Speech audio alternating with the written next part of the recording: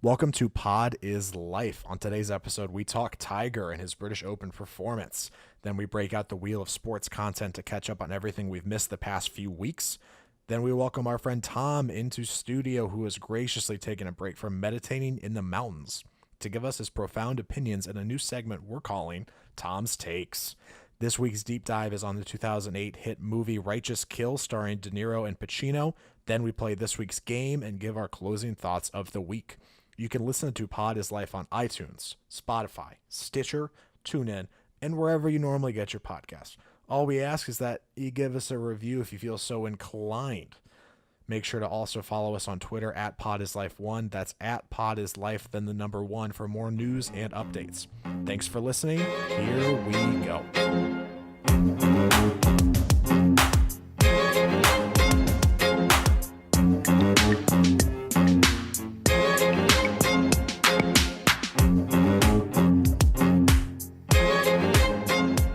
Hello and welcome to Pod is Life, the podcast where we're planting the sports flag on the entertainment universe. My name is Harry, and as always, I am joined by the red polo to my Tiger Sunday, Brennan. Brennan, how are you?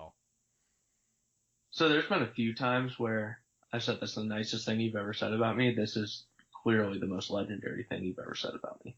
It's up there. Legendary is a very strong word. Remember that 5-year stretch where everyone overused the word legendary? I'm glad we're finally over that hump. Well, Will Ferrell made a big part of that, so. That's true. Will Ferrell, How I Met Your Mother, a bunch of different things. But Brennan, we digress. We digress, but as Parks and Recs fans, I do like the red polo from Ron Swanson also. Is it it's not close to Tiger though, right? You like it, but it's not the Tiger red, correct? Or it's not just on Sundays. For Ron Swanson, it's every time he has sex, he wears a red polo the next day. Correct. Power moves only. Power moves only. Brennan, lot to get to today. The big thing, obviously, the Tiger news. We talked about it last week, previewing the Open, but we have to recap after what happened this past weekend. We're going to bring back, if you've been with us for a bit, the sports wheel. So a bunch of topics that we haven't gotten to in the past couple of weeks. We're going to rapid fire through those. Our buddy Tom joins us. He spent time up at the top of mountains clearing his head and getting all of his takes aligned. So we're going to introduce Tom's takes. Our deep dive this week, Righteous Kill, Pacino and De Niro movie from 2008. Shark Week themed game in honor of Shark Week. Are you into Shark Week at all? Yes and no. Yeah, I'm same. I really only consume it when I see the clips or I kind of see the headlines. It's not I know there's some people that religiously will watch everything shark related this week. I'm more of I get excited knowing it's coming up and then I don't really tune in. Same. If we're being honest, if you pressed me on what channel Shark Week is on, I'm honestly not sure. At least I know that's Discovery, but I'm more Shark Tank than Shark Week. True. Good point. And, of course, Brennan will close with our closing thoughts. But, Brennan, we start with Eldrick Woods, more commonly known as Tiger Woods. British Open this past week. And, Brennan, I want to hear from you what your perspective was. But just from my side, again, the very, very casual golf fan, when I got the notification on my phone Saturday afternoon when it was Tiger is in contention, the push notification from Bleacher Report, I was like, whoa, sound the alarm. Tiger's back. So Tiger goes on with 9, I think, holes left to go on Sunday. He is tied for the lead. Doesn't finish, comes up short, but Tiger in contention on Sunday. Brennan, is Tiger back? That's a tough question. It depends on what your definition of back is. Because you could say, obviously, coming back from his back injury is enough to say he's back, because obviously he's back on tour. He's been in contention in a few tournaments, so the fact that he's been, towards the top of the leaderboard on Sundays making runs could signify he's back, or if you're one of the people that says he has to win in order to be back, he's not back. I think just in terms of golf viewership and people getting excited, Tiger's back. Well, I saw a stat somewhere that essentially said this was the highest viewed British Open since the last time Tiger was in contention. So clearly there's obviously the Tiger bump when it comes to the sport and how people are consuming it and watching it, which is just evident by all of the statistics coming out of following the Open. But I agree with you. I think everyone has different goalposts for Tiger being back, and they're always constantly in flux. For me personally, just it got very close to on Sunday. It got very close to me needing to run and find a TV at a Renaissance fair. So I'll be honest, I was at a Renaissance fair Sunday morning, and so I did not catch the end of it. But when I saw the notifications coming in saying that Tiger was, tied with 9 holes to go, I was starting to itch. I was like, I know there's no TVs here, but we may need to go find one. We may need Yeah, to I will say I'm happy I didn't go out on Saturday night so I could wake up bright and early on Sunday with the time difference of it being in Europe, to watch all of this Sunday of the Open Championship. So I think that's a pretty strong indicator that my guess is there was probably a group of fans such as myself where, I think a lot of other people probably then went to go find a TV, but I was obviously in a different situation, but close to being like, guys, like we need to stop what we're doing and find out how this thing ends. But Brennan, after spending a few minutes on Tiger, we probably should mention who actually won. So in my notes, I put down some Italian guy, because that's all he is to me. You know him a little bit better. Who ended up winning the British Open? Francisco Molinari ended up winning. He was, I guess still, one of the hottest players on tour. He's had a couple, I think one win this year, a couple top 10 second place finishes. Probably he was the first Italian major winner. So good for Italy. And he was bogey. He ends the 2,000-year drought. Yes. Well, that drought was probably started by Pontius Pilate and the Romans, but he was bogey free for the last 37 holes of the Open Championship, which guys were shooting high scores on Sunday with the wins at Carnoustie. So that was pretty impressive to see. Yeah, it's one of those things where normally how I consume golf, I see a name like Molinari, and I've never seen it before. I'm like, oh, okay. Fast forward to 2 or 3 years when he's again in contention on another major, and I'll be like, oh, that name looks familiar, and He'll still be some Italian guy. I promise that I'll know in my head like, oh, that name looks familiar, but I'll never be able to be like, oh, he won the 2018 British Open. But that's just me. Brennan, Tiger fans, golf fans, really, again, the big thing coming out of this was obviously the resurgence of Tiger. At least in my mind, two big events coming up, the PGA Championship and Ryder Cup. So the big questions then are obviously, do we see Tiger come back again for the PGA Championship, and does Tiger get picked for Ryder Cup? So which one of those do you want to tackle first as the premier golf expert between the two of us? Let's go Ryder Cup just because the captain, Jim Furyk, did not commit to putting Tiger on the team. What a flex. So that'll be a more... What a flex by Jim Furyk, by the way. Absolutely flexing on the whole tour and the country. But the Ryder Cup is probably the most exciting golf event. And it's America versus the world 2-on-2 pairings, correct? America versus Europe. Close enough. So America versus Europe for the Ryder Cup. The President's Cup is America versus the rest of the world. But yes, it's 2v2, so they do like alternate shot, pairings, best ball, etc. And last Ryder Cup in 2016 was Patrick Reed's coming out party. He and Jordan Spieth have been notoriously paired together in the Ryder Cup and play really well together. Patty Reed and Rory had probably the best Ryder Cup individual matchup to date, in terms of excitement going back and forth. The Ryder Cup is very different than all other golf events in terms of crowd atmosphere, etc. They're almost channeling what we see commonly from other athletes in sports where they're pumping up the crowd. They're trying to get the crowd involved. When American fans are there, they're definitely trash talking. European fans are trash talking. It's a lot of fun. Are we hosting that this year, or are they hosting? They are hosting this year. A little home court advantage, a little home court cooking. Yeah, a little bit of that. And then for the PGA Championship, it's the fourth and, I believe at least, the fourth and final major.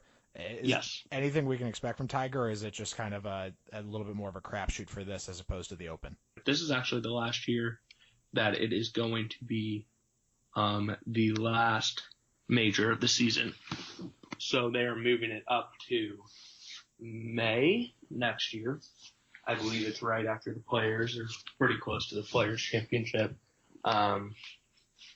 And they're doing that in terms of trying not to compete with football which makes the NFL. Sense. Yeah. So they would, and this year they have the PGA Championship, and then they have their FedEx Cup, which is basically crowning the best golfer of the year. There's a $10 million to the winner. The PGA Championship this year is going to be played at Bellevue Golf Club. Ooh. In St. Louis. You could have said any city, and I would have believed you. Yeah, I just got on the website. I didn't know what it was. But it should be fun. Well, I definitely think there's going to be a lot more energy finishing out the golf season just from this one performance. Because I think the people who are more locked into golf, like we talked last week, you could have there not that there was an expectation, but it wasn't implausible for a good Tiger outing. But now there's the larger audience of like Tiger was in contention on a Sunday, so now I think that wider audience is at least more locked in for the rest of the season. So yeah, and we'll catch up more on those as we get closer. But yeah, and those storylines will be the same. Of is Tiger going to win? Is Ricky going to get his first? Rory going to end his drought? Is Jordan Spieth going to end his drought? Etc. Yeah, so Molinari ruined all of our predicted storylines when he just came out of left field, but it's okay. I mean, good for him. I am a little mad at him just because there were so many people tied for the lead going into that last 9. And I really wanted a Jordan Spieth, Tiger, etc. playoff. But you don't always get what you want, Wall. No, you don't. You certainly don't, Brennan. It's a good lesson for us all to learn, especially us podcasters. Yeah. All right, we're Brennan. still waiting on our contract, so it's in the works. Not really, but maybe. Maybe by the time you're listening to this, we'll leave that door open. Well, yeah, door's always open. Door's always open. Brennan, as we mentioned, a bunch of stuff has happened the past couple weeks that we just haven't had time to get to. And so the best way that we found to kind of just rapid fire digest a lot of different storylines is to bring out in studio our wheel of content. So we have our magical wheel of content on it, a bunch of different storylines and things that we haven't had the chance to touch on that maybe we have some thoughts, opinions on. Bunch of good stuff on the wheel today, Brennan. I'll let you take the first spin. So let's go ahead and spin this wheel here and then see what we got.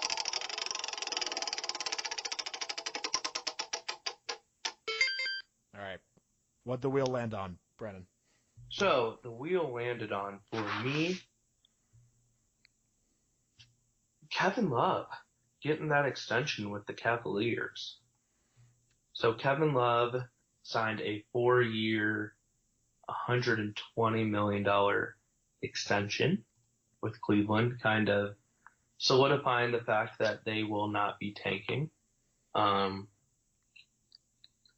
really sure how I feel about it. Like, obviously, I'm happy that they aren't going to tank. The Atlanta Hawks are probably the happiest of anyone because this pretty much solidifies that the Cavs pick that they owe them. That's lottery protected through 1 through 10. Will probably go to them now. Mm-hmm. But I'm excited to see if Kevin Love can get to somewhat back to his superstar form of being the number one option, seeing how he and Colin Sexton work together. I guess Larry Nance is up next on their extension. So they're trying to do a young core with a star veteran. So seeing how that works in Cleveland will be interesting. And then Rodney Hood as a restricted free agent is still out there for the taking, and with no market materializing, it seems like they could get him on the cheap as well if they wanted. Yeah. So I think he'll be back. Jordan Clarkson's still under contract. Like I said, they're trying to extend Nance, Colin Sexton, Chetty Osman, the GOAT. For me, Brennan, this had a lot of shades of the LeBron Miami exit, where after they lost LeBron, Miami locked down Chris Bosh for the next 4 or so years. Now, Chris Bosh had health issues and has not played in the past 2 seasons. But Is he still getting paid? Yeah, he's still on their books. That's so dope. That's why Miami is in salary cap hell, because they have to pay a player who unfortunately can't play for them due to a heart condition.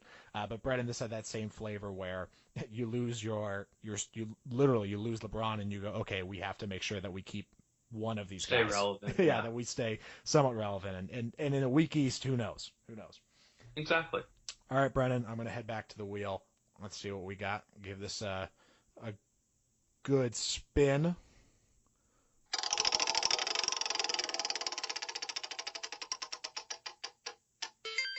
All right, Brennan, it landed on a 6-hour tennis match. So we're going a little bit back in time here, but in the men's Wimbledon semifinals, there was a 6.5-hour tennis match, which is just absurd.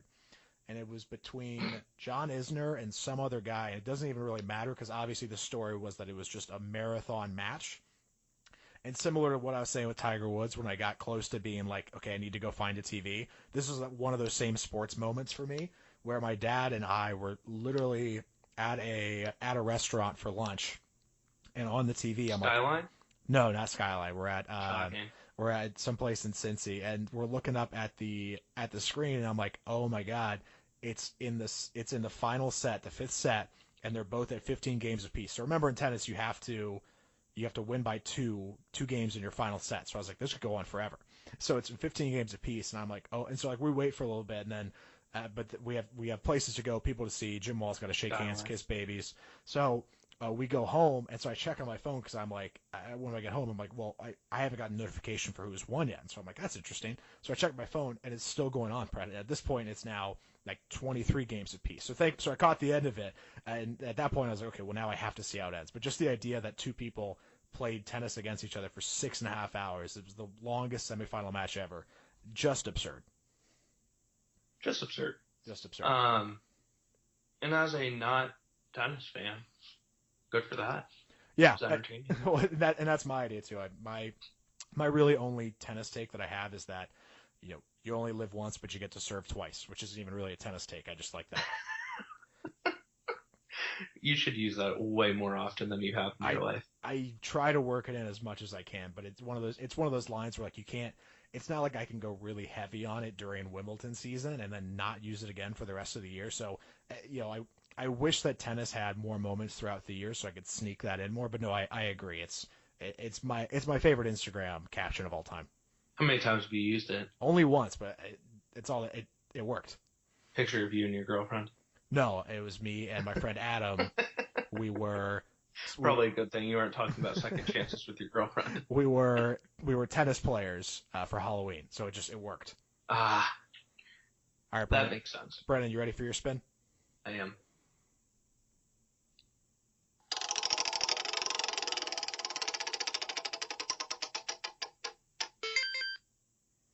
So, I'm choosing this strictly because you have cooled off on your take on this. Oh, Marcus Smart. Sorry, Brennan. You mean the wheel chose this? Yes. The wheel works in mysterious ways where it goes where I want it to. The wheel of content? Yes. Marcus Smart remaining with Boston for close to or a little over $12 million a year. I was very adamant on this should not be the case. You were more like, yes, he's worth $12 to $14 million a year. But do you still feel that way? I now would feel a lot more comfortable with a $7 to $8 million figure. You come around. Yes, I've just based on how little money there was this offseason, how much money there's going to be next offseason. I have decided to quietly back away from my $12 million a year figure. See, with me as your co-host, you will never quietly back away from that take because he is not worth that money. As seen by the fact that nobody was offering him that kind of money. Yeah, that's kind of one of my favorite NBA parts of free agency is after the mad rush when there's no money left and there's still a chunk of players left, and it becomes this staring game where everyone's like, oh, like, well, I mean, you probably wanted a certain amount of money, but nobody has that money left, and nobody really wants to give you that much. Otherwise, they would have already. It just becomes a staring Yeah. match between all these guys left. So, I mean, shout out to Marcus Smart. Go get your money. Celtics clearly think this is, in the East now, at least, their best shot to get to the finals. But I would have felt better with, 4 years, 30 to 35 million. Yeah. I mean, I would have done like 4 years, 28 million, but Maybe there's a reason we're sitting here podcasting and not GMs in the NBA. that's it. That's the only reason, Brennan. There's Yes. nothing else. All right. Because you would have overpaid Marcus Smart, and I guess I would have underpaid him. Well, my real problem as an NBA GM is I would have overpaid Marcus Smart, and I would have given Boris Diaw a just absurd contract to come back to the United States and not be in France. Yeah, in their Army or Navy or whatever he's doing. Army, Navy, And Marines, whatever. yeah, He honestly, he's doing him. I haven't checked on this in a while, and I'm sorry to say that my Boris Diaw facts are a little less than they normally are. But for all we know, Brennan, he literally could be in charge of the army over in France. Now, I think again, he is. He's like the who new version of Napoleon. who knows what that means? The French army is notorious for not winning anything over the past 200 or so years. Definitely lost the Louisiana Purchase. Low key, but maybe Boris Diaw can turn it around. What deal's worse, the Louisiana Purchase or Marcus Smart? I'm going to go hard on the Louisiana Purchase, but I think Ah, it's probably closer than most people would it was admit. roughly the same as his annual salary, so That's fair. yeah. You're not wrong. So All right, Brennan, I'm going to go. My turn? Yeah, I'm going to spin yes. the wheel here.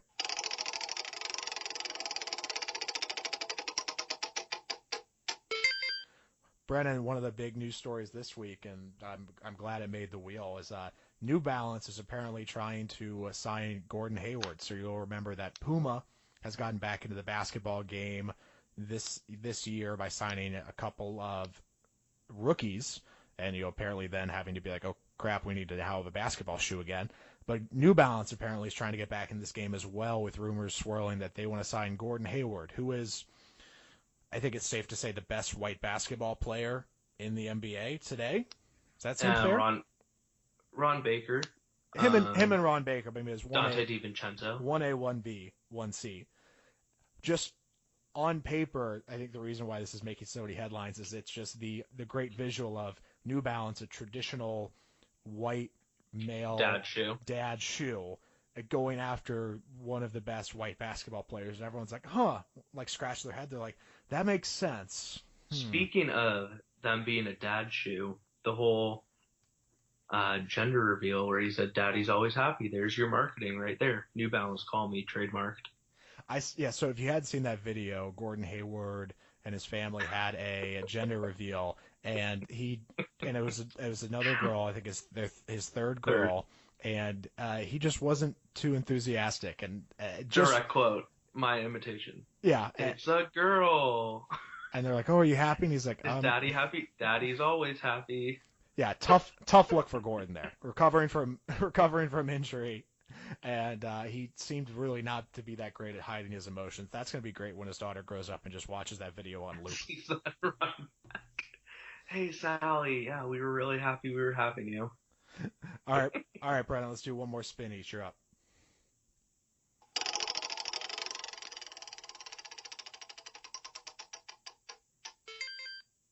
Mike Trout versus baseball. So it's come out, or I guess come out, whatever you want to say. I don't know if it's really come out like a story, but Mike Trout is probably not being marketed the best that he could be as the best player in baseball. Baseball saying it's personality based. Mike Trout's like, listen, I'm the best player in baseball. You should probably market me better. I'm in one of the biggest markets, etc. Baseball does need to do a better job marketing him. he's quietly having probably the best season of his career. He'll win another MVP probably. A lot of it's the fact that they haven't been in the playoffs, so he hasn't had a signature playoff moment. But when you have a generational player, which I think is fair to say now that Mike Trout is a generational all-time player for baseball, they have to do a better job getting him out in the forefront. Yeah, it would be similar to as if LeBron wasn't a mega star, just Trout is just dominating the baseball game and could go completely unnoticed if he just walked around, New York City or any major city, whereas LeBron just could not, and that disparity is just bizarre to me. Yeah, it doesn't make sense, and I mean when you have the player that they probably market the most in Bryce Harper during the All-Star, Trout's the best player in the game. That kind of says everything that needs to be said about how they need to market him more and get baseball back to prominence in terms of the sports discussions throughout the year, considering they're in the dead period of a lot of sporting world where it's NBA free agency dominates this time of year now. NFL training camps, they have they haven't done it. Yeah, I completely agree, Brennan. All right, let's go back. My last spin here on the board.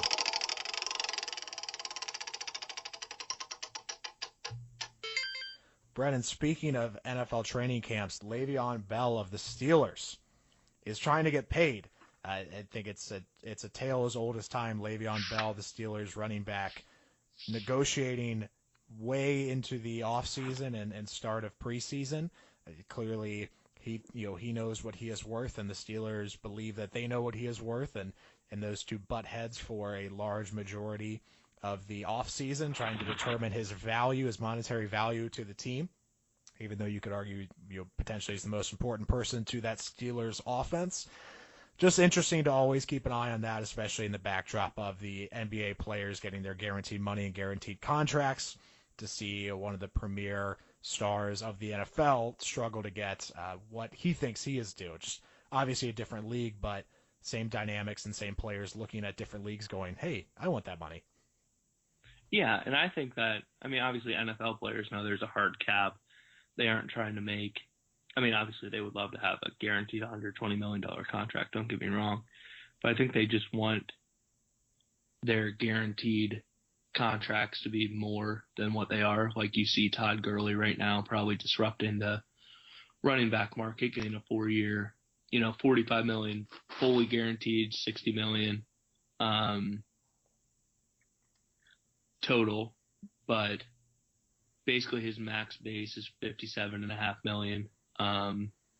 It's just something that'll be interesting going through when he goes probably into the free agent market. I think Le'Veon Bell's agents pretty much said that this is going to be his last year as a Steeler, based on the fact of they feel disrespected by the organization. And right when Todd Gurley was signed, Le'Veon Bell went to Twitter, greatest website on earth, saying LOL, and people thought I was tripping, ? So Le'Veon Bell is going to get paid one way or another. I still can't believe Twitter's free. Dude, it's unbelievable. The things you find on Twitter. Just phenomenal. All right, Brennan, that's our wheel of sports content for this week. And now we're going to kick it to a new segment, Tom's Takes. So our good buddy Tom joins us to go through his opinions, his takes. He's come down from the mountaintop with a clear mind and sees everything with a whole new light. So here's that interview. He's got thoughts, opinions, and takes. It's time to hear them. It's time for Tom's Takes.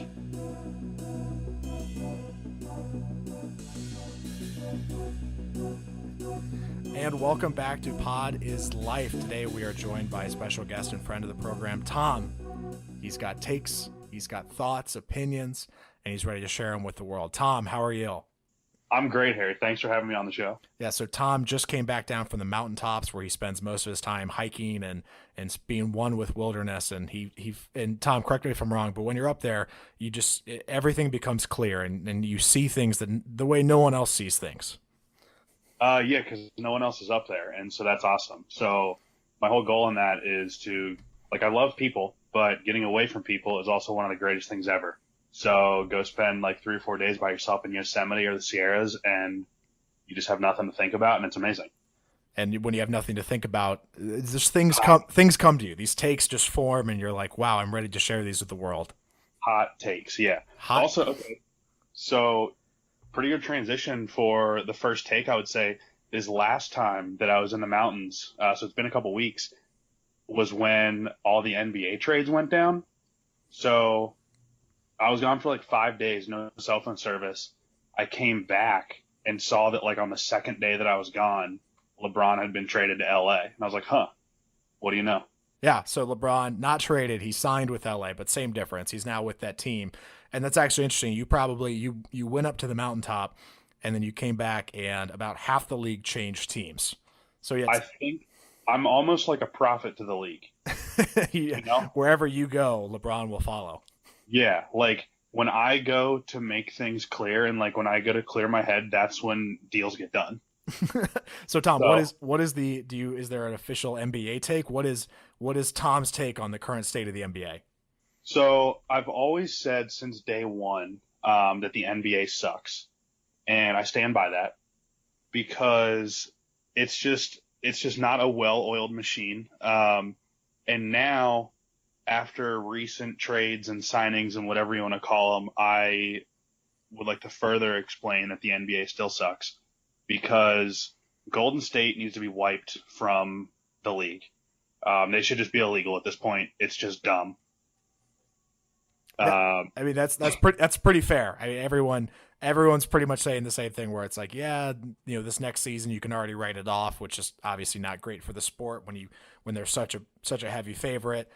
What also goes to your point, Todd, Steph Curry, drafted by the Golden State Warriors in 2009. He is the only player drafted in the 2009 draft class that is still on the same team that drafted him.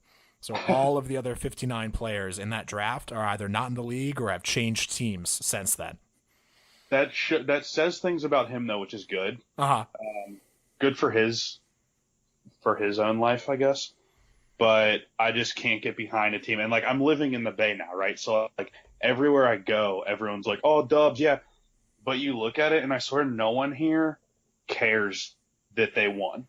Like, so I've been here for 9 months now. So I was here for the entire NBA season, I think. I don't really know when the NBA season starts and finishes because I think it's just always going on. Yeah, sure. You were there for most of it, at least. Okay, I was basically here for the whole season. And like, yeah, I've looked into going to a Golden State game a couple times because why not? Like, when in Rome, right? Like, I still enjoy sports. Like, it's not like, oh, I hate NBA, but I'm not going to go to a game. Like, I'll still go. But tickets are through the roof, no surprise. So I'm not going to pay that much money to go to one. But then, like, at the same time, it's just just a fair weather fan base that, like, so I like to reach out to random people, like, when I'm out, whatever. If I'm, like, eating lunch, if I'm out for drinks, whatever, like, I just strike up conversation with random people. And during the finals, right, it was literally during the week of the finals, this dude that I'm sitting next to, who was pretty cool, we were like at this bar throwing darts, and I started chatting with him because he's wearing a Golden State hat and a Steph Curry jersey, right? Like I thought this dude was about to suit up and play. Yeah. And I think this was like around game 2, game 3, so it's still kind of early. Everyone knew Golden State was going to win, but it was still like, we'll see if like LeBron can do something, And I like made a comment to him. I was like, "Hey, what are your thoughts on like game 3?" We'll say it was game 3. I think it was. And he was like, "What?" And I was like, "What are your thoughts on the upcoming game 3?" And he's like, "What do you mean?" I was like, "The Golden State Warriors in game 3 of the finals." And he was like, "Oh, when is it?" And I was like, "Okay, yeah, I'm good." So I just think that us being from the Midwest, where like LeBron, nothing is given, everything is earned. Mm-hmm. We cherish our wins a little bit better than people out here do just because they've never had to grind for a win. It's like, oh, since whenever that was, 2009 or whatever you said, Steph Curry came out, they're just like, it's Silicon Valley. We got money. Let's just buy our way to a championship. That's how I feel about it. That's how a lot of people feel about it. Probably not really a hot take, but A very hot take, taking down the fan base from inside, our inside mole for the Golden State Warriors, Tom. yeah. Wow. I'm just sorry I had to back off the mic for a second because it was steaming from the heat of that take. Also, another quick thing. So they won. Was it? This was back to back, right? Correct. Okay. So they won. So I'm in San Jose, which is about no traffic, a 35-minute to 40-minute drive from Oracle. So like close enough to where like you should know about it, right? Yeah, I've yeah. not seen, like people just don't care. I've not seen a single billboard about them being back-to-back champs. I've not heard one thing on the radio since the finals have been over. I haven't like nothing happened. It's just like, oh, we won the championship. It's like they don't care because they know that it wasn't a big deal. And that's what I have a problem with. Like any championship should feel like it's a big deal. And I think everyone just knew that it was going to be Golden State Cleveland in the finals. So I just feel like no one could really get up on that. Yeah, you can definitely make the argument that there's a parity problem in the NBA, and the NBA's commissioner basically had to answer questions about that after all the recent signings and trades this offseason too. Tom, you know what team would cause an uproar if they won a championship? What would that be? Who would that be? The Cincinnati Reds. The Reds would win. That would cause a huge uproar. First off, I would like to say this is a real quick hot take going back to the NBA's commissioner. What's that dude's name, by the way? Adam Silver. He looks like a lizard. Right. So actually, I was going to say, so I like that you say he looks like a lizard. I was going to take it one step further. He looks like the villain in Willy Wonka. Can't remember that dude's name, but the guy who like tries to steal the Wonka bar or whatever. Yeah, no, I could see that. He like in a modern day remake of that movie, he definitely could be cast to play that villain. He plays that role. I'm Googling it right now. Arthur Slugworth. It's like I could see that too. That name kind of fits him as well. Yeah. Look up a picture of Arthur Slugworth right now. Let's do it live. Tell me it's not Adam Silver. Bad for basketball. Basketball sucks. Tom's putting out the red flag, folks. He's saying it's time to panic about the state of the NBA. Tom, on to our next topic. We mentioned the Reds, but first let's start with local Cincinnati. The Cincinnati Zoo, Tom. What's your take? Yeah, so here's the thing. I grew up going to the zoo a decent bit with my friends and family. We'd take school trips, like road, whatever you want to call those, field trips on the Magic School Bus. Everyone likes the zoo, right? Everyone loves the zoo. Right. What everyone doesn't know is that the Cincinnati Zoo is being run by the mafia. Oh, wow. Okay, tell me more. So here's my take on this. We all remember our fallen prince, Harambe, rest in peace. R.I.P. Since then, Fiona the Rising Star came out of nowhere, right? Mm-hmm. So here's my take on it. The Cincinnati Zoo, after the cold-blooded killing of Harambe, I think that they were forced to kill him as a sacrificial entrance into the mafia because I think it was a failing operation. The zoo was. Not many people, cost of living's rising, whatever. People just don't go to the zoo anymore, right? It's not as big of a thing. That's my opinion. So the mafia is like, hey, we can help, market your scheme a little better, get some visitors there, but what you have to do is kill a gorilla. They're like, deal, easy, done. Kill a gorilla, they get the immediate attention worldwide. Then they go rogue for a little bit. They go 0 dark 30 23 like LeBron. Mm-hmm. They deleted their accounts for a while, hired some new young hip, I guess you could call him a marketing manager, whatever you want to do, social media expert. Since then, do you follow their page on Twitter? I do. Okay, they have an absurd amount of birthdays amongst the animals, and I'm not buying it. You're saying everybody's got at least 1 to 2 birthdays, it seems? I just think that every week there's like 3 animals there that have a birthday, and I just don't believe it. Because I think it's all been a scheme to get the attention off of Harambe, which it has lately. That's died down. But at the same time, it's kind of like when you're when an athlete's sponsored by a brand and they have to like tag that brand in their post game interviews, whatever. I think that's what the Cincinnati Zoo is doing. They're getting under the table money from the mafia or from the Cincinnati Police Department, whoever it may be. And all they have to do is just make up the fact that all these animals are having birthdays and also make Fiona a way bigger deal than she is to attract more visitors. And that's how they're getting their money. Well, it is true if you think about it. Like the 2 biggest zoo-related stories of the past, 10 years, both happen to be at the Cincinnati Zoo. Like that seems odd that we would have like the 2 biggest global news stories related to zoos at our zoo conveniently located in the heart of Cincinnati. And Tom, to your point, not only has Fiona been this rising star, it also has been a huge cash grab. Apparently, she's selling a ton of merchandise for the zoo, and there's a bunch of Fiona related like children's books. So I don't know how the zoo is making money off that, but I've always said children's books are the easiest cash grab in the world, and the zoo seem to think the same thing. They're like, oh, we're all in on that. So clearly a lot of money being made here, Tom, and we don't know where the money's really going. Follow the money though, I guess. Follow the money. I really like your call on children's book being a cash grab, because let's relate back to the book Good Dog Carl, which was probably my favorite book ever because there are no words in it. Mm-hmm. And somehow it's like a New York Times bestseller children's book, and there's no words. So I don't get it, because a book is something that has words, but here's a book with no words, but kids are just so dumb. They're like, oh, we can just look at pictures and be happy. Cincinnati Zoo's onto it. Well, having worked in a children's library for 4 years in college, I can tell you that every year we would get the books that won all of these awards. And same thing, there's a book that wins just like an illustration award every year, no pictures whatsoever. And I'm sure same thing, a ton of people buy it. It's a huge seller every year. So that's where we're going to pivot to. We're going to pivot from a Pod is Life podcast to a Pod is Life children's book series, because that just seems like where everything's going. I'm all in. Where can I invest? I'll DM you after this. Okay. Tom. Yeah, we're going to keep following the money on the Cincy Zoo, and we'll get back to the people, see what we find out. Yeah, we'll circle back on that front. But Tom, your next take, staying in Cincinnati, staying local, the Cincinnati Reds. Tom, what's your take? Yeah, so here's my take on this. The Reds, as you know, maybe the listeners don't know, big Reds fan here. Have been my whole life. They're tough to follow just because of recent history, the whole Cincy curse, whatever you want to call it. They are on a blazing hot streak right now. Mm-hmm. Past 2 games after the All-Star break, not great. We kind of got wiped by the Pirates, but it was just the All-Star break hangover. It's no big deal. They're going to be back, tomorrow, tonight, whenever they're back. They're playing the Cardinals now, I believe. So it's always a good, fun rivalry there. Mm-hmm. So basically, I saw a stat. I'm going to kind of paraphrase this because I don't have it in front of me. But it was since May 13th or something. Maybe it was June 3rd. I think it was May 13th. Yeah. The Reds over the past 2.5 months had the hottest or the second hottest winning record in baseball.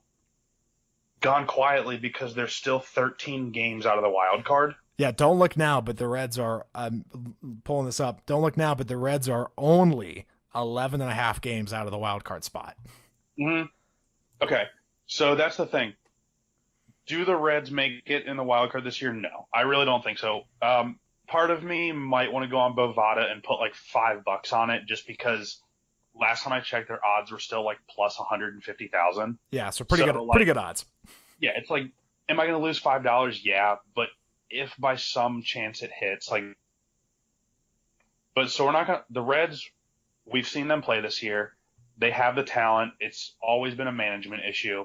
Luckily, we got rid of Brian Price, and ever since then, the team has just flourished. So I don't know if he was, putting laxatives in their coffee or what it was, but they couldn't play when he was their manager.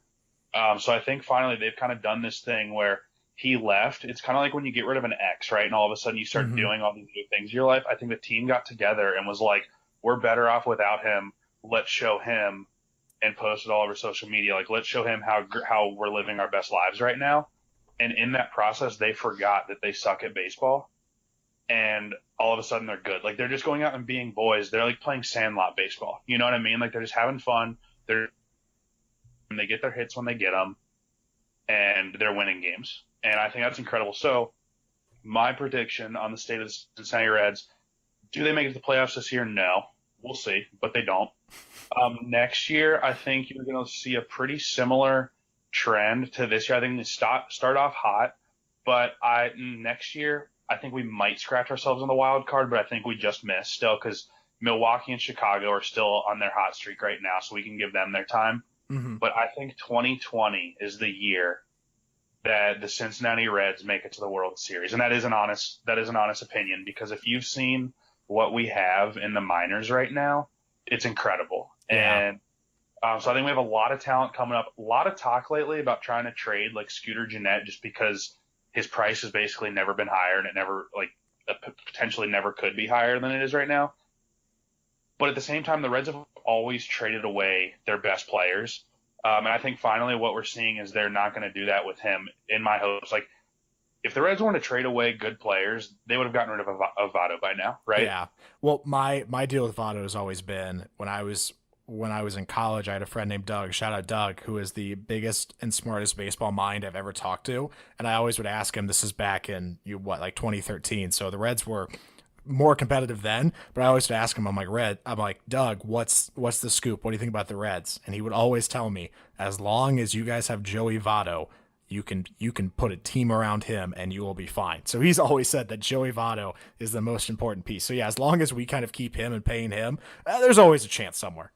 There's always a chance. And that's the thing, kind of like, I know there's been a lot of debate lately that ESPN doesn't really market Mike Trout well enough for the Angels because he's like putting up Babe Ruth numbers. Mm-hmm. And still, I saw this thing the other day that they compared to like how many people know Mike Trout, and he was compared to some random like D-leaguer in the NBA who I had no idea who he was. He's a Kenneth Farid. He's a starter for the Brooklyn Nets. Okay, D-leaguer. But that's basically the deal with Joey Votto. He's just now getting national attention this year. Ken Rosenthal's saying a few things about him. I've seen them bring up his name on Baseball Tonight. That's never happened in years past. They're finally starting to realize what we have in Cincinnati, and I think that this is going to build a big team. Cincinnati Reds make it to the World Series in 2020. It's a lock. What a 3-year take. I love it, Tom. Tom, on to our last take of the day. Is that 3 years? 2020 is 3 years from now? Sure. Close enough. I round up. All right. Tom, you're time for the last take of the day, and it's a Tiger take. Tom, what's your take? So everyone's got their takes on Tiger Woods lately, right? Is he back? Is it not? When we tried to film one of these episodes before, I originally said that Tiger Woods was back. Here's the deal. Tiger Woods knows he's back, but he has been waiting to be back until the world is ready for him to be back. What I mean by that is Tiger, the animal tiger, right? A tiger in the wild. Yeah. They're vicious, but we also see these videos on social media of them like cuddling their caretakers and like playing with toys. At the end of the day, a tiger is just a big kitten that plays a cat and mouse game with anything it can. That's what Tiger Woods is doing right now. He's been really close. He's been playing really well. He currently has the lowest average in Saturday rounds on the tour from his past like 3 starts. He's been averaging like 68 on his Saturday rounds, which is moving day historically. It's a really important day in golf events.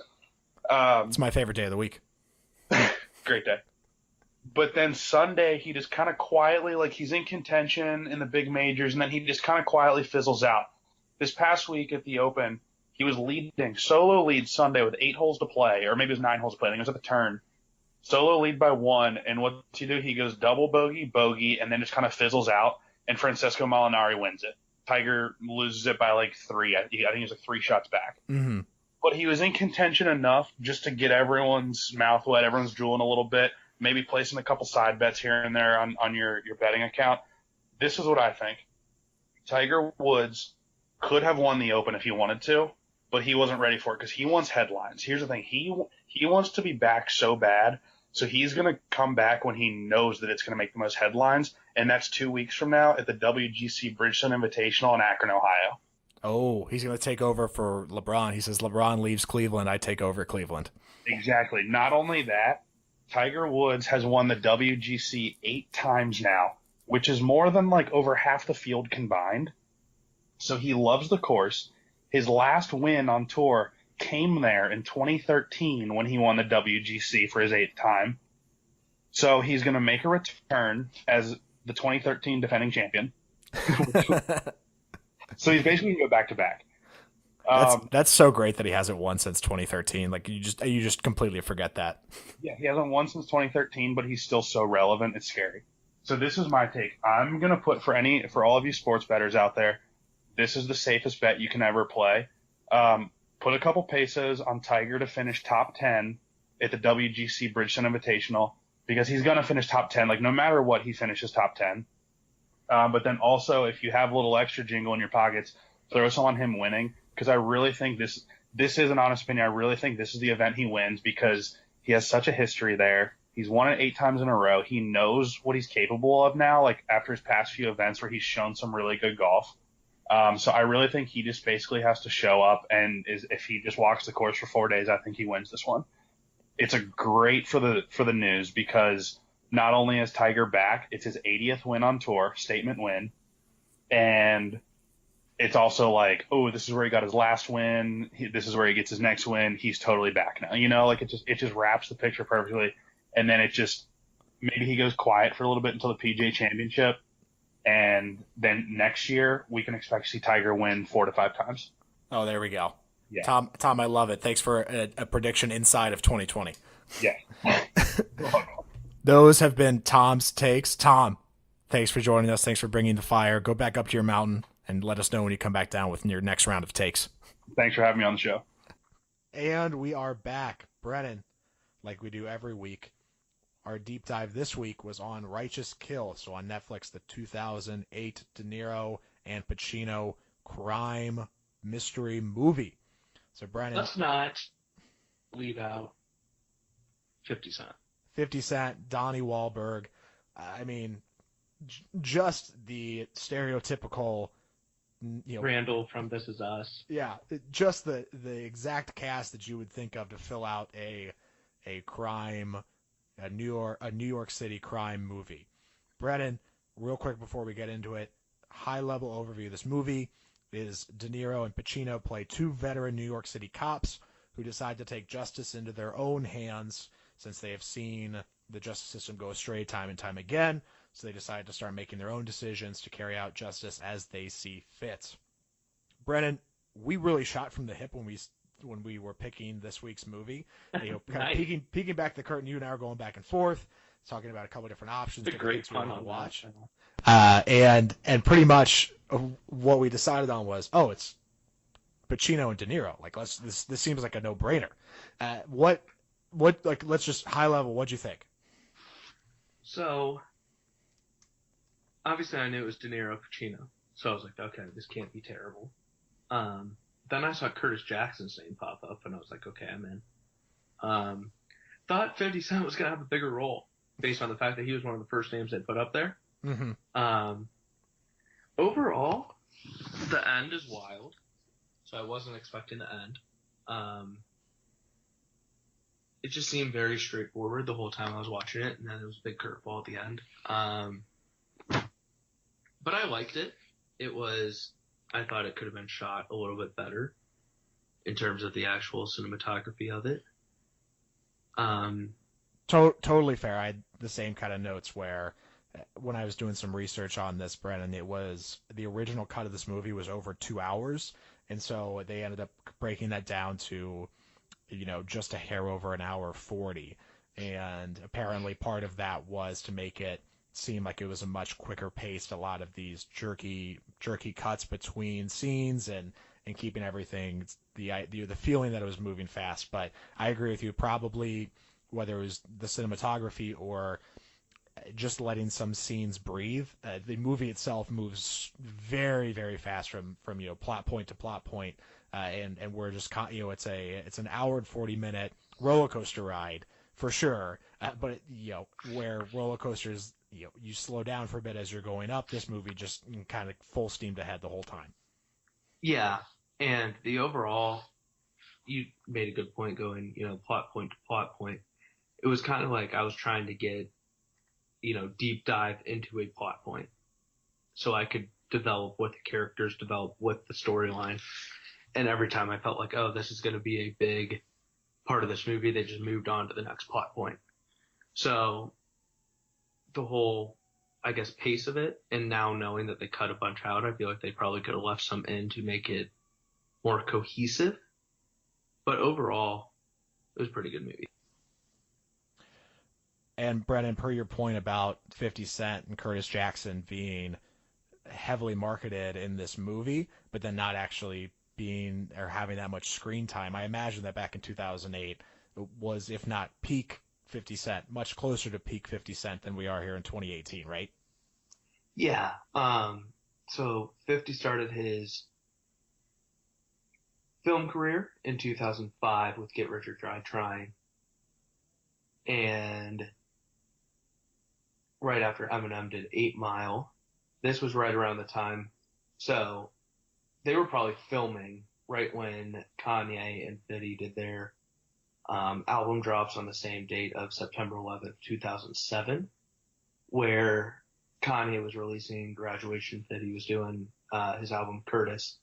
So it was definitely peak for 50.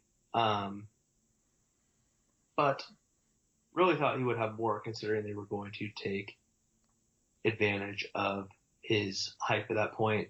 Songs off that album, Straight to the Bank and AO Technology are probably his biggest ones off of that album in 2007 when it released and probably when this was being filmed.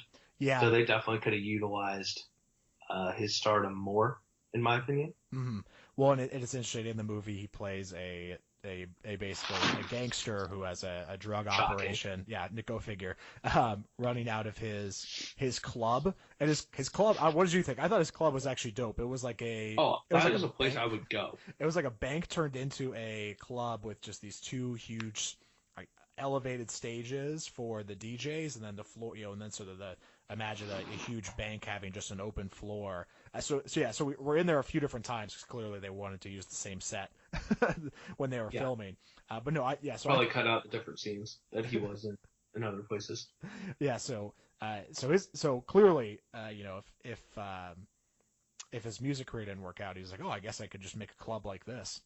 Yeah, and what did you think of his name in the movie? So in the movie Spider, which Interesting. I was like, okay, like, so obviously now we know that Spider is of course a reference to our beloved Donovan Mitchell. Yes, our rookie of the year. Our rookie of the year, Donovan Mitchell. But yeah, it just seemed like, so everyone had these nicknames. So De Niro and Pacino were Turk and Rooster, and that could be vice versa, that they go by the whole movie. It's never really clear, which adds to the confusion of the late movie plot twist. 50 Cent is Spida. So yeah, just one of those things where it seemed like somebody writing the script was like, oh, hey, like, let's give him a nickname. And then somebody was put on the spot and they all just stuck with it. Like, not a lot of thought. Yeah, it was probably like, they were decision. like, okay, come up with something intern. And they were like, Spida? And they were like, okay. They're like, wow, you a gift, man. How long have you been here? And he's like, I'm not even supposed to be here. I'm not supposed to be here. It's like Arrested Development when Baby's like pretending to be a film person. It's pretty much what I got based on the fact that his name is Spida. But Brennan, speaking of Spida, speaking of 50 Cent, let's go through. So we have some questions, a couple quotes, and then our usual trivia to kind of digest this movie. So just going down our list here. One of the pivotal scenes that kind of gets everything moving for this movie is De Niro and Pacino's characters basically run a operation where they have a mole try to buy drugs from 50 Cent, and they have this mole mic'd up so that they can catch him. The thing goes astray, 50 Cent catches it, and so they barge in, they're taking their person out, and then out of nowhere, for some reason, 50 Cent's bodyguard just runs in the scene, even though the situation is diffused, and the bodyguard... Yeah, there was no real situation here. There's nothing going on. The bodyguard just decides to just start shooting at the cops and the mole. Ends up hitting the mole, and it's just and so they in return shoot and kill the bodyguard. It becomes this whole incident. There's a couple. This is one of two instances where like bodyguards and guards and details are just not a good movie for them. They do not do so hot. No, not. And really, that whole like scene could have been avoided. Mm-hmm. They probably did it just in terms of saying, "Hey, they're really trying to bust this guy."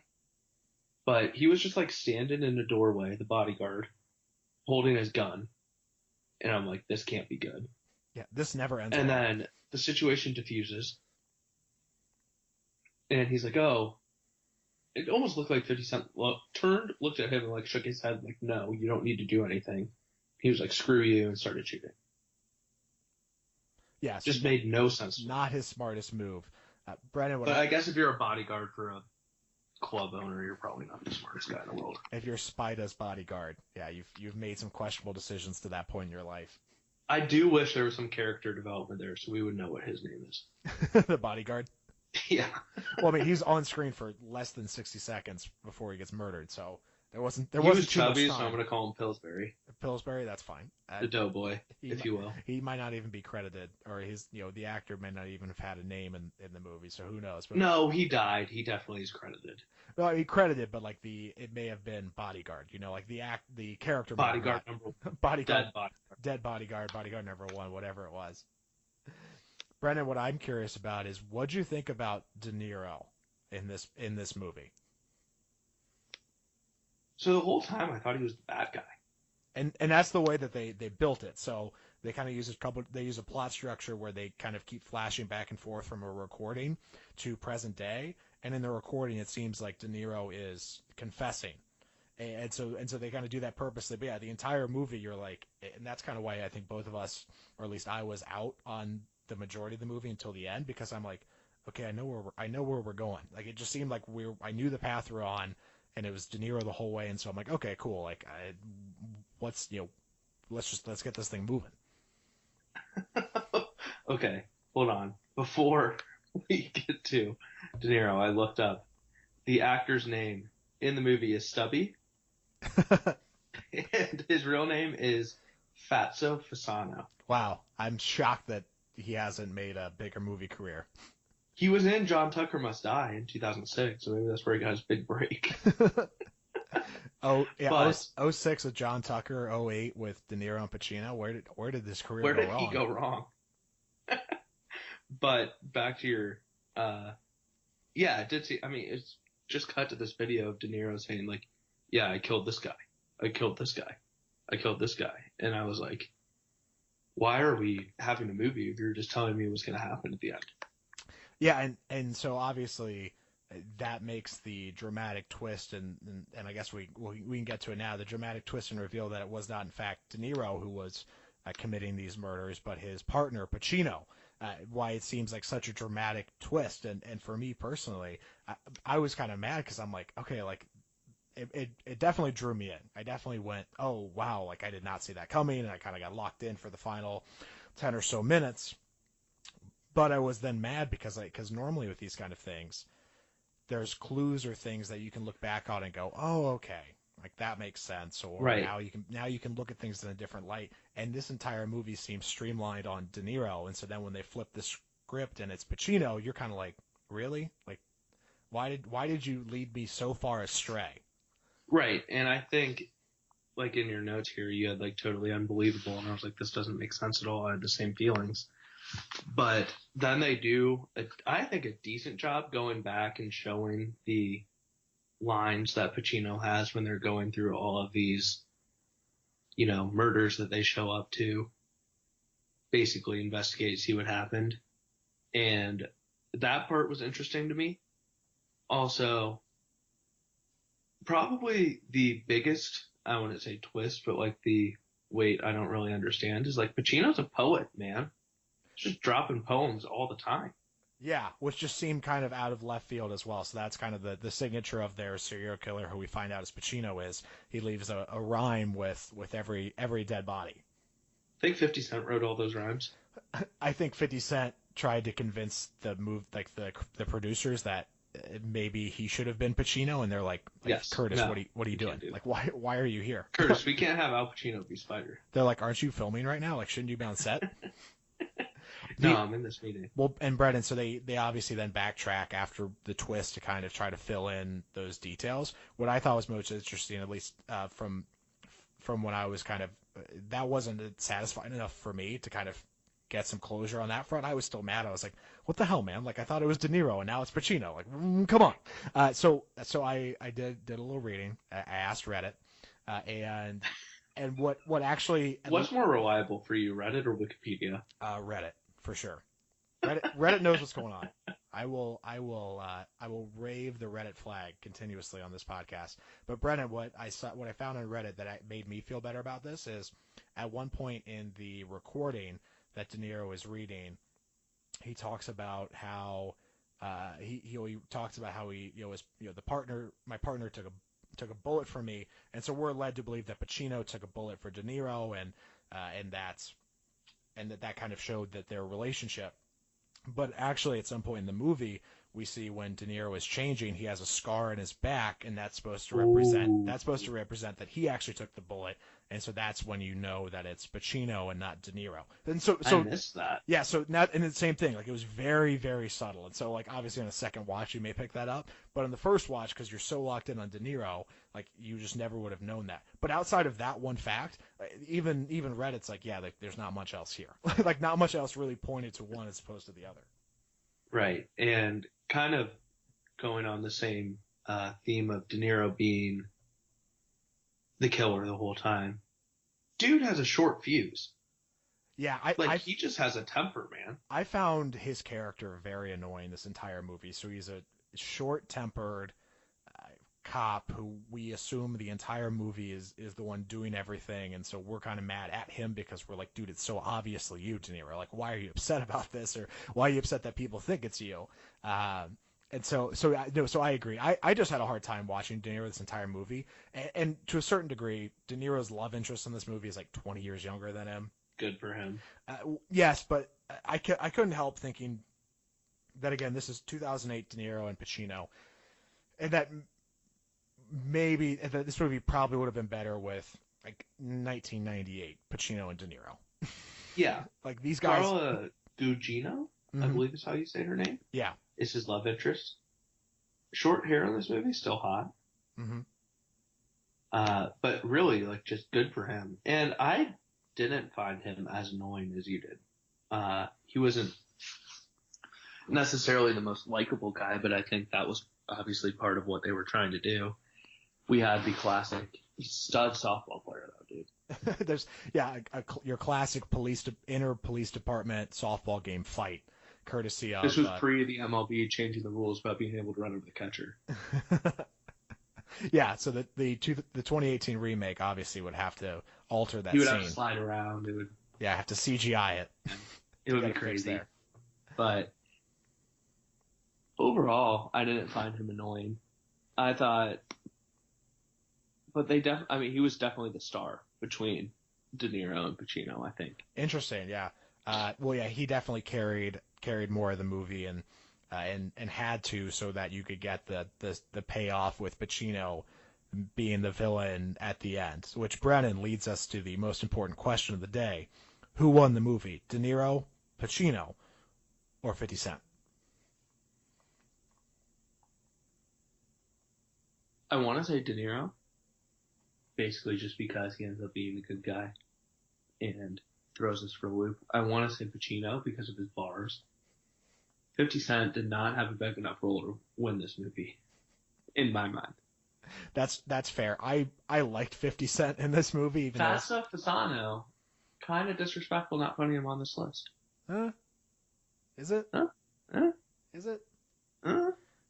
Is it? I'd go with Pacino, just because I just really couldn't buy into De Niro's character, and I liked, even though Pacino ends up being the bad guy at the end, I enjoyed his character. I thought in the scenes where De Niro and Pacino were together, that Pacino, maybe again because it was his character, I thought Pacino just had kind of a step up the whole time. I agree with that. Interesting. The only trivia factoid of the day, Brennan: De Niro and Pacino. This was at the time their third movie they'd done together. The first being Godfather Part 2, where they shared 0 scenes together, since one was present day, one was a flashback. Dude, you're ruining it. I've never seen that movie. The second, we'll get to it, Brennan. We'll get to it. The second was Heat, which we'll get to at some point. I love that movie, Heat, where they share 2 scenes together, and then this was their third movie together. Is where Heat the one with like Sandra Bullock? She in that movie? No, Sandra Bullock isn't it. No, you'd recognize the love interest, but she hasn't been in a whole lot of things. I don't know if you'd recognize her name, but you'd recognize her. But this is their third movie where they spend the majority of the film together. So nice, 1, 2, 3 dance there around the ring. Brandon, there's only really 2 good quotes, at least from my perspective. You can throw in any that you came across, but Donnie Wahlberg, as we mentioned, plays pretty much the same character Donnie Wahlberg plays in every TV show or movie. He's your very average detective. So they're on a stakeout, and the guy Talk about just owning the role. well, I'm not gonna. He is the epitome of a TV movie detective. Like, he is so typecast in that role, and he's totally fine with it. He's bought in. I've bought in. I'm like, whatever, Donnie, you do you. But they're on a stakeout with who they believe is the killer. The guy leaves, and Donnie goes, "Is it killing time, or is he just killing time?" That was a great line. I like to imagine that Donnie goes, "Hey, I got this," and they're like, "Just stick to the script." He's, "No, I got this." Let me ad lib. I got this. And then the only other quote was, "There's a Russian mobster who gets shot up," and then we cut and we see him in the hospital, and the doctor goes, "We took 6 bullets out of him, 3 from last night, 3 from before," which just, again, same idea. Some screenwriters are like, what can we do to make this guy like more intimidating? They go, "Oh, let's just have 3 bullets randomly in him. Who knows how long? Let's have more bullets." Yeah, more bullets, obviously. But I gotta go with Donnie for that one. I just a nice quote out of Donnie Wahlberg. Oh, phenomenal quote. Just really, who was that guy that they were following too?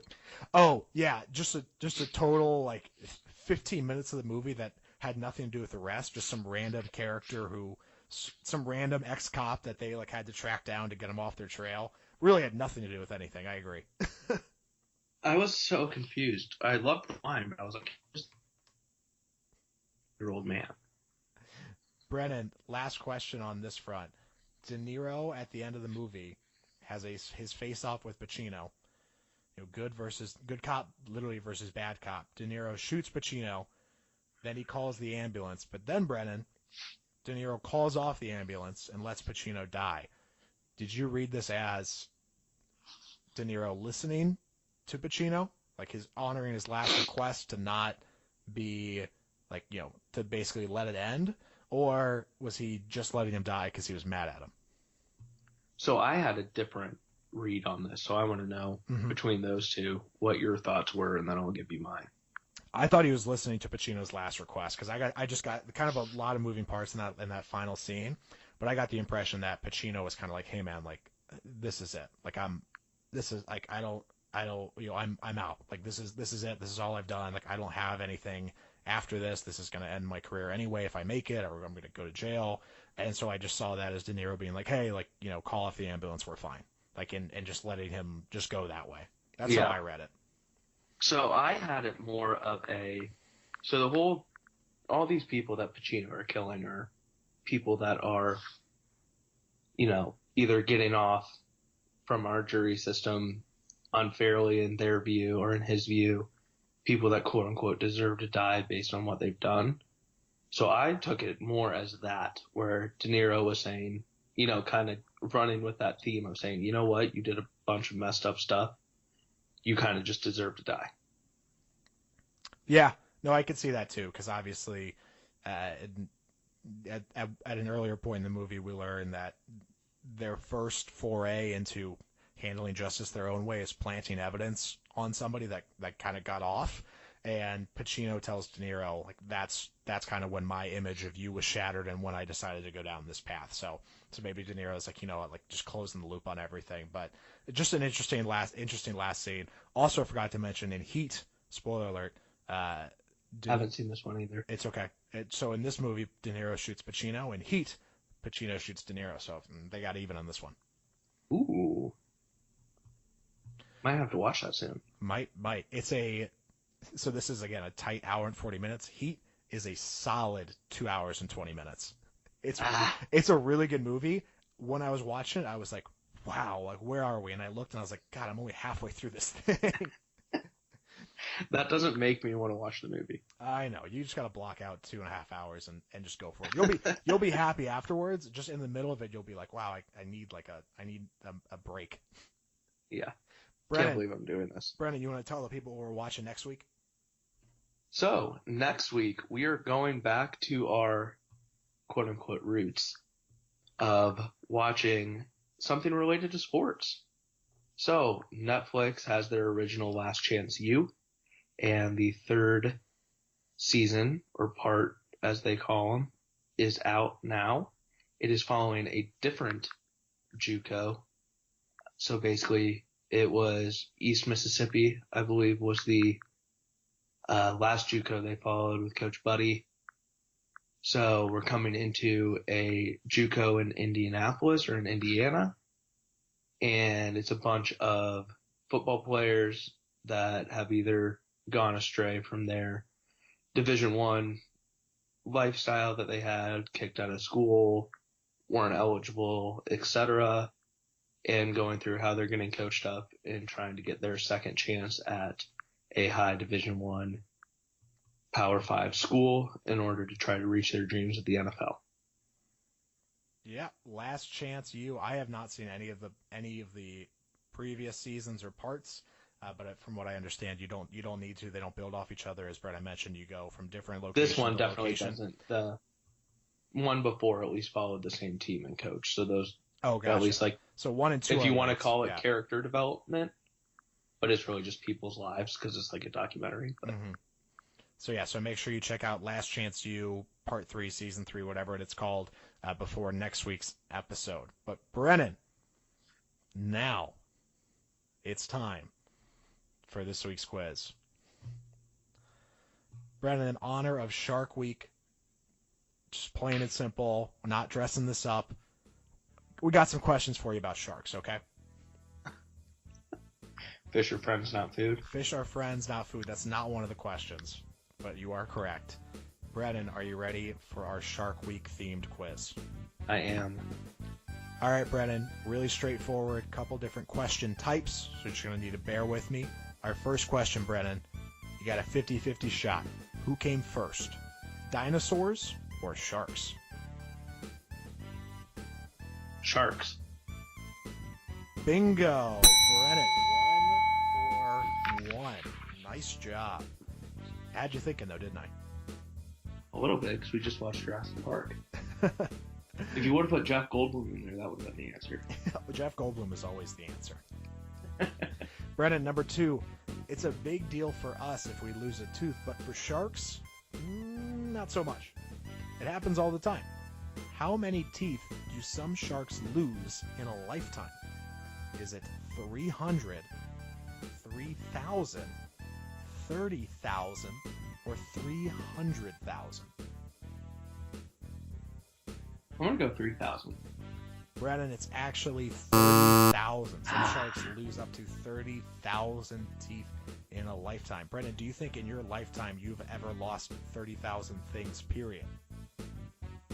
Does my dignity over and over again count? Sure. At that then point, we're working our way there. We're close. I'm coming up on 25, so we can see what we can do in the next... whatever the average lifespan of a shark is. Brennan, maybe we'll get there. Maybe that'll be a question. Spoiler. Brennan, 1 for 2, on to our third question. As podcasters, we tend to be sedentary from time to time. And normally, as humans in today's age, we're pretty sedentary creatures. This, however, would pose a major problem for sharks. Why is that? Is it because A, sharks need to burn calories or they'll get fat and sink to the bottom of the ocean?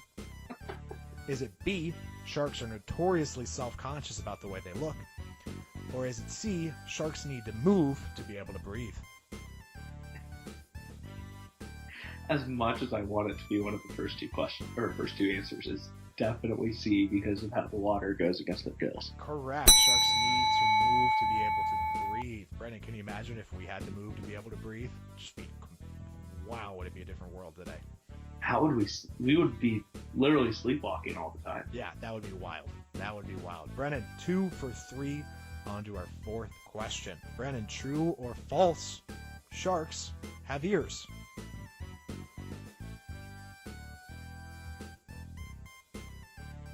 I am going to say true.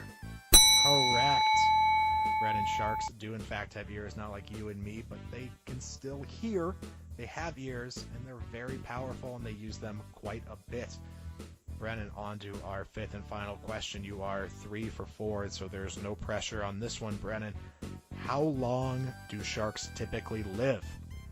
Is it 10 years, 25 years, 40 years, or 50 years? So, 10, 25, 40, or 50? I can literally hear you Googling the question. You never said it was an open book. Uh, 25. Correct, Brennan. Sharks typically live around 25 years. You went 4 for 5. You have won this week's game, and your prize, as always, Brennan, is that you get to stay on as co-host of Pod is Life. To be fair, that's the only question that I Googled, and I Googled it strictly for the fact of talking about if I could lose my dignity 30,000 times in the next 4 months. I think you're probably safe, but I think so, but you're never sure. don't tell me short. Brennan, that brings us to our closing thoughts of the week. Why don't you go first? So, closing thought of the week. The MLB trade deadline is coming up. And the Yankees again made a big move, getting Zach Britton. The Indians have bolstered their bullpen. We saw Manny Machado get moved. I wish that this had more hype to it as other trade deadlines. As a baseball fan, it does for me, where I'm looking to see what the Indians will need. They need another either second baseman, or they definitely need outfield help. But looking to see if teams are going to be buyers or sellers. I think your Reds should be selling, based on the fact that I don't think they've won a game after the All-Star break. But it's an exciting time. The MLB playoffs are always a good time, and seeing how these moves have implications for that. Seeing how the Indians went out and got Andrew Miller a couple years ago, which gave them a chance at the World Series in 2016. I'm hoping that the Indians do that again. It's just an exciting time for sports in terms of baseball. We have training camp going on, etc. But I would love to see a couple big names be moved here before the July 31st deadline. Yeah, I love a good pennant race. That's kind of, the playoffs are playoff baseball is actually pretty fun and exciting, and I tend to watch a lot more of that than any sort of regular season baseball. But once I we view get playoff baseball and playoff hockey the same way. yeah, same. Where it's like even if I checked out for most of the season, I check back in for the playoffs, especially when you get around games 5, 6, and 7, and you're like, oh, all right, who's staying on? And I think it's easier for the media and everyone to digest, and for people to send out, like to get caught up on the storylines, because like, Right. you can check into midway through the postseason for baseball, and you can get really caught up on, all right, like what's at stake, who's doing what, like what do I need to be paying attention to? Yeah, that, and fun fact, the Baltimore Orioles have won 29 games so far this year. Nice, and they lost Manny Machado, right? And they just traded their all-star closer. Look at that, points for Harry. The full tank, they have to win 14 games in the next 2 months in order not to have the worst record of all time.